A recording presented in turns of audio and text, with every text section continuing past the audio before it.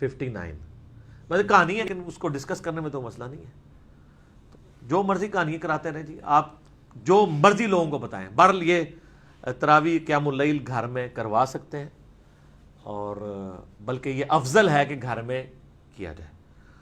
اب کچھ تلک باتیں سے ریلیٹڈ ہیں, میں وہ اشارتاً کر دیتا ہوں کہ یہ اگر یہ افضل تھی اور یہ کتابوں میں لکھی ہوئی تھی تو یہ آپ کو کیوں نہیں بتائی گئی؟ اس لیے کہ یہاں پر پوری اکانومی اس سسٹم کے اوپر چل رہی ہے. کیونکہ اگر مسجد میں قیام اللیل کروانا ہے تو اس کے لیے آپ کو حفاظ چاہیے, حفاظ پروڈیوس کرنے کے لیے آپ کو مدرسے چاہیے, اور ظاہر ہے جب مدرسے بنیں گے تو مدرسے جو وہ کسی انکم کے اوپر ہی چلیں گے نا, تو ایک چندہ بک بھی چاہیے. اور پھر حال یہ ہوگا الٹیمیٹلی کہ وہ چندوں کے نام پہ حافظ تو شاید 10 نکل رہے ہوں, لیکن 10,000 حفاظ کے برابر چندہ, یہ پورے کا پورا روٹی روزی کا نظام جو ہے نا وہ اسی سسٹم سے تحت چل رہا ہے. اور اگر یہ سمجھتا ہے میں جھوٹ بول رہا ہوں تو ان کو کہیں کہ حافظ قرآن کی کوئی ایک فضیلت مجھے قرآن و حدیث سے بتائیں جو چھڑے حافظ کی فضیلت ہو, جس کو قرآن کا حلال اور حرام ہونا نہ پتا ہو.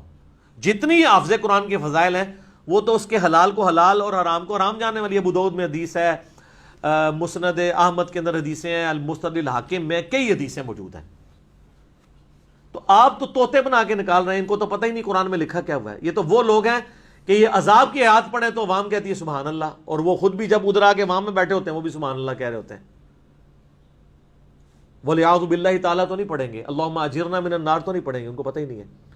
بلکہ مجھے اگلے دن وہ جو زائد بھائی ہیں نا اسلام 360 والے, انہوں نے مجھے فون پہ کہا کہ اس طرح ہمارے ایک قریبی دوست ہیں, تو انہوں نے باقاعدہ علماء کرام سے میٹنگ کی. کہتے ہیں وہ آپ کے لیکچرز کی وجہ سے انورٹڈ قوما میں گمراہ ہوئے اور کراچی کے اندر, تو کافی علماء کے پاس وہ گئے. انہوں نے کہا کہ جی میری ریکویسٹ ہے, میں آپ کو فائنانس تو کرتا ہوں, وہ کئی مدرسوں کو سپورٹ کرتے ہیں فائنینشلی, تو مہربانی کریں آپ نا صرف یہ چیز ایڈ کر لیں کہ حافظ قرآن کو اس وقت تک حفظ کی ڈگری نہیں دی جائے گی جب تک کہ وہ ترجمہ نہ ایک دفعہ کور کر لے. ایڈی سادی گل ہے سرکار, کوئی بھی عالم تیار نہیں ہوا اس کے لیے. اچھا کرتے ہیں دیکھ لیتے ہیں. میں نے کہا یار میں مان نہیں سکتا وہ یہ بھی کہیں, وہ تو سیدھے ہو جائیں گے آپ کے ساتھ. کہتے نہیں کچھ سیدھے بھی ہوئے ہیں, انہوں نے کہا یہ کام نہیں کرنا, یہ غلط ہے. تو میں نے کہا وہ جو دوسرے بھی کہہ رہے تھے نا وہ شرم و شرمی کہہ رہے ہیں, اندر سے وہ بھی گالیاں نکال رہے تھے. وہ تو نہیں اس چیز کو حرام سمجھتے, کیونکہ ان کو پتا ہے کہ ترجمہ آ گیا تو پھر تو یہ ہمارے گھاٹے فٹ ہو جائیں گے. تو ایسے حافظوں کے اوپر اگر امیدیں لگائی ہیں نا ان کے ماں باپ نے کہ جی وہ ابو داؤد اور حاکم کی روایت ہے کہ ان کے ماں باپ کو ایک ایسا تاج بنایا جائے گا جو سورج کی روشنی بھی ماند پڑ جائے گی, تو اس میں آگے الفاظ ہیں کہ جس نے قرآن کے حلال کو حلال اور حرام کو حرام جانا اور اس کے مطابق عمل کیا وہ صاحب قرآن بھی ہوا, اس کے لیے فضیلت ہے.